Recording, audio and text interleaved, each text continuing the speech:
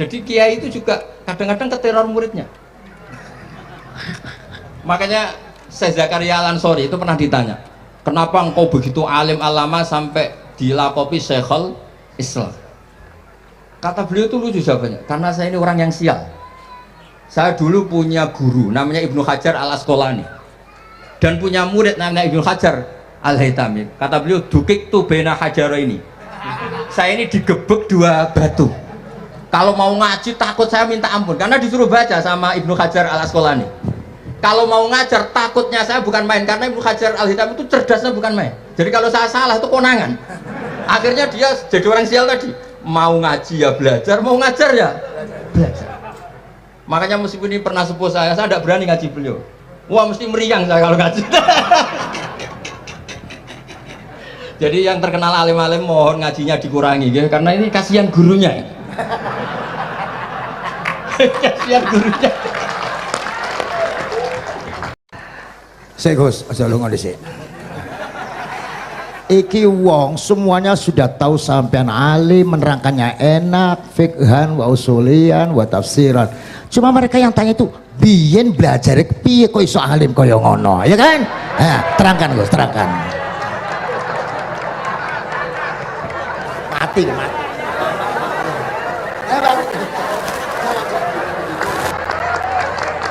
Setuju kan, setuju? Sila asal dakaik.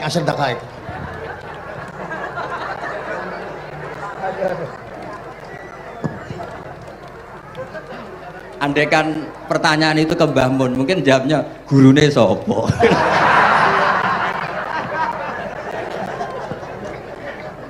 Tapi mungkin kalau ke mbah-mbah saya ya juga babanya nih Biha juga Mbak Abdul Aziz, mungkin putuku. Tapi kalau saya ingin cerita tentang saya paling ya, aku sregep. Yang jelas tuh dari kafadlu wa yu'ti apa? Mayas. Tapi gini, kalau ini menghormati bahasa saya ini, kalau ijazah begini, dulu Mbak Mun tuh sering cerita juga bahasa hal. Kayak nak kepengen ngalim, ku sinau sedurunge ngaji. Ya, misalnya kamu ngaji takrib atau ngaji wahab sama Mbah Mun, kamu baca dulu sebelum ngaji. Nah, setelah dibaca, misalnya kamu baca rofa, kok Mbah Mun baca jer, kamu baca jer, Mbah Mun baca rofa, berarti goblok tulen. Karena semua teori Anda kok salah. Ya, misalnya Mbah Mun baca wadakaro sopa al-musonifu, kamu baca wadakaro al-musonif. Berarti kan goblok banget itu. Ya kan ada cerita gitu, ada orang tuh nggak tahu betul, Gus maknanya lam tardiman itu apa? Lam tardiman dicari di kamus tuh udah ada, ternyata itu di khet lam tarodaman. Dia baca satu lam tardimannya dicari di kamus sampai hidup mati lagi agak ada. Nah, jadi kamu baca dulu, misalnya di bab khet lam taro naringali sopo mar'ah daman ing geteh. Ternyata ngaji Mbah Mun paginya jadi baca lam taro daman. Jadi kalau kamu malamnya baca lam tardiman loh kok. Jadi itu kata Dewi Mbah Mun mergo sorokan kabeh santriku ora mungkin. Carane ngecek kebenaran Anda yo maca sik. Nanti kalau kemiripannya 50% ya separuh alim. Kalau 70% ya serondo alim. Tapi nanti kalau kemiripannya sampai 100% dan berkali-kali, ya berarti kan sudah luar biasa. Jadi yang ngaji sama Ki Mustafa, Ki Niam, saya mohon santri-santri itu belajar dulu, biar bisa ngecek nanti guru saya baca kayak apa. Bodoh salah ya Gus. Kenapa lah? Bodoh salah.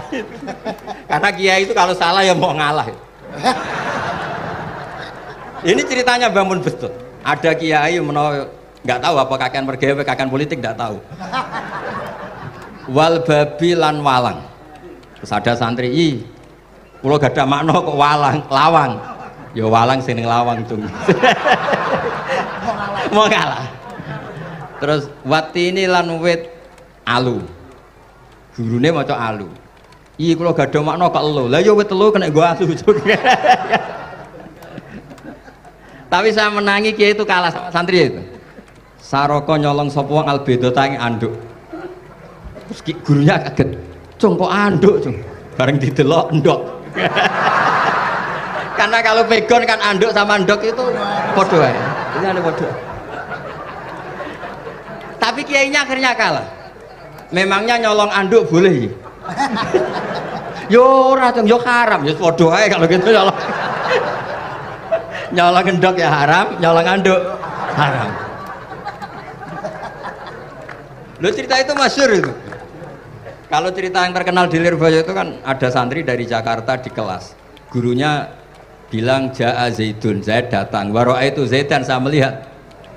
Si murid ini itu melihat pintu terus. Lama-lama gurunya itu tersinggung. Kamu diajari pelengahan nggak sopan. Habis Ustadz bohong. Lah kenapa bohong? Katanya Ja'a Zaidun, Ra'a itu Zaidan. Zaidnya mana?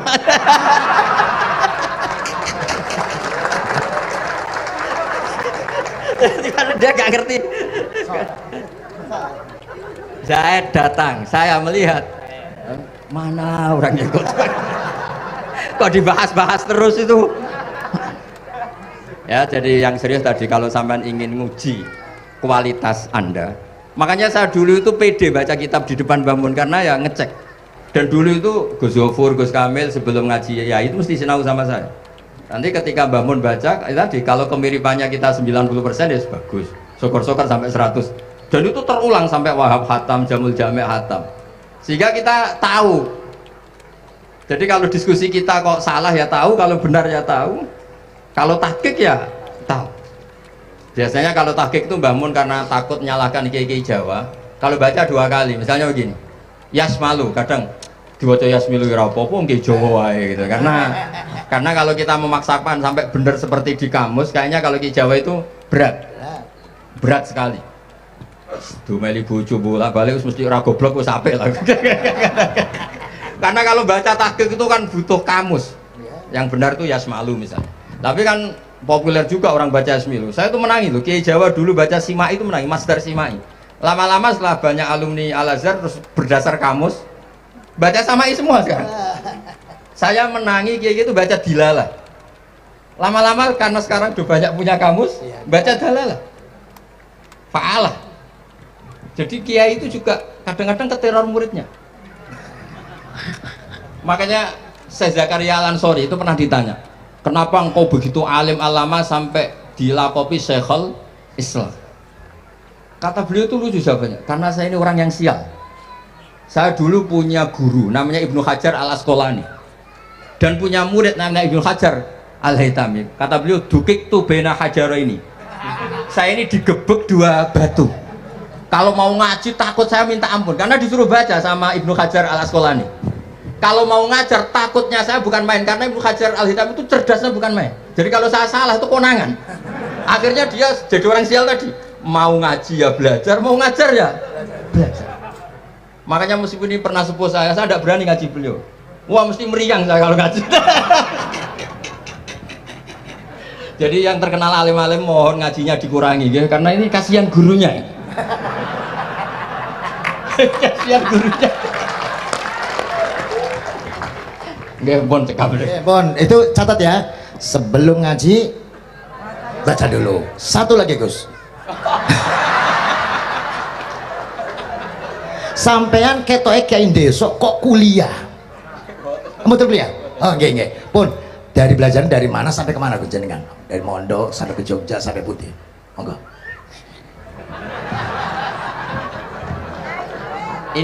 Ini karena sesuai kontrak, nggak boleh nyulaini janji sekali aja Sekali tak tekno Gus. Jadi sebetulnya kalau di ilmu, saya kan sering ketemu ahli geologi, ahli sosiologi. Sebetulnya di ilmu kita, saya kan lama di Jogja dan itu yang saya pakai juga ilmu zaman di pesantren. Misalnya sosiologi itu kan ada mukadimahnya Ibnu Khaldun. Itu kan teorinya luar biasa. Misalnya begini, kenapa Rasulullah itu harus dari suku Quraisy, suku yang sangat terhormat di Mekah? Itu secara teori sosiologi, bukan teori nubuah. Kata Ibnu Khaldun, Nabi itu mesti final dari kaum itu aneh. Saya ulang lagi, Nabi itu final dari kaum pasti aneh. Nah masa aneh-aneh ini ditoleransi oleh umatnya karena beliau dari suku yang terhormat. Coba kalau dia dari suku, beliau dari suku yang hina, pasti pas aneh-aneh langsung diadili. Ya kalau di NU lah, ndak Gus Dur kok bikin aneh-aneh di NU kan langsung tuntas. Tapi berhubung Gus Dur cucu Mbah Hasyim, orang itu mentoleransi, bahkan mengira jangan-jangan teori beliau lebih baik ketimbang kita. Nah makanya terus kata Ibnu Khaldun, ma ba'atsawu nabiyan ila fi manaatin min qaumi, tidak ada nabi diutus kecuali dari kaum terbaik, supaya masa-masa transisi ini nggak ada perlawanan. Nah itu namanya sosiologi. Sehingga beliau ngendikan, ini versi tarikh bukan versi Ibnu Khaldun saja. Ketika sahabat disuruh hijrah karena disakiti orang kafir Quraisy, lah engkau sendiri ya Rasulullah, saya ini orang Quraisy, nggak akan ngalami yang seperti Anda alami. Nah itu namanya sosiologi. Begitu juga matematika.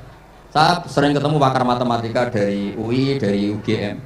Misalnya bilang zakat kan 2,5% misalnya zakat bicara.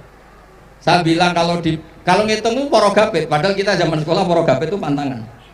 Tapi saya bilang saya punya matematika lebih cepat. Apa itu Pak Ba? Kalau manggil saya Pak Ba. Kalau di kitab disebut rubu'ul usur apa?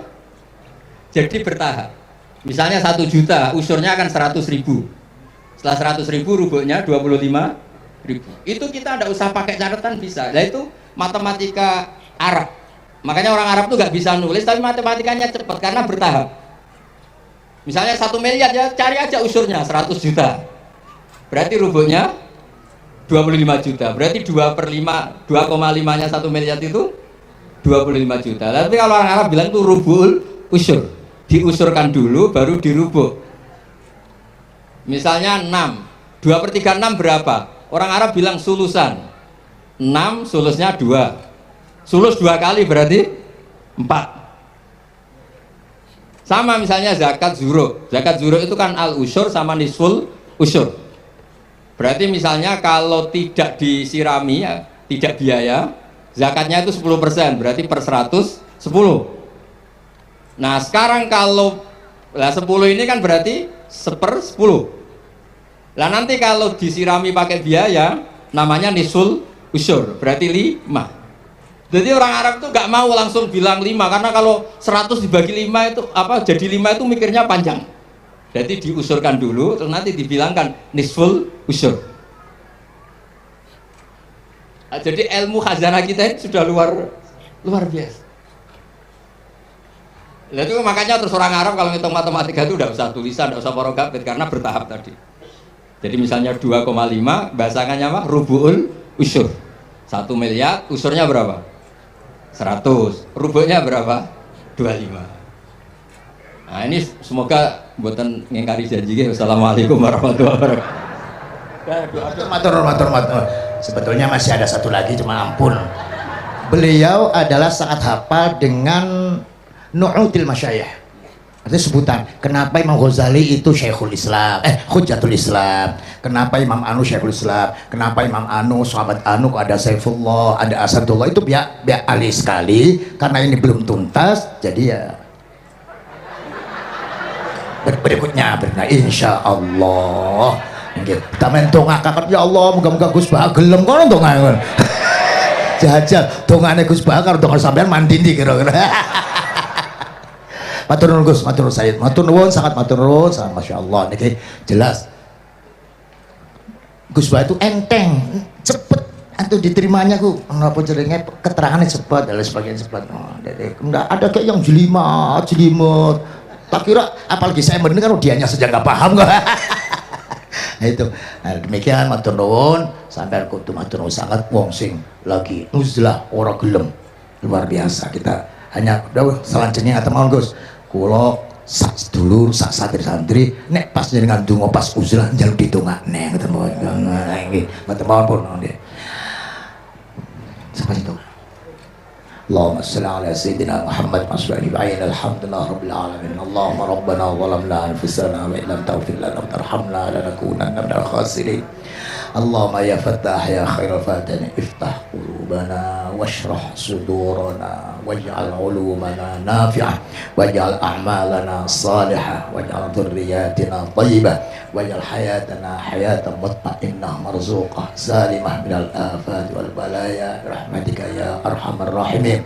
اللهم يا لطيفا بخلقه ويا عليما بخلقه ويا خبيرا بخلقه والطف بنا يا الله في قضاء حوائجنا كلها من حياة الدنيا والآخرة يا لطيف يا عليم يا خبير لا إله إلا أنت سبحانك إني كنت من الظالمين لا حول ولا قوة إلا بالله العلي صلى الله على سيدنا محمد الحمد لله رب العالمين الفاتحة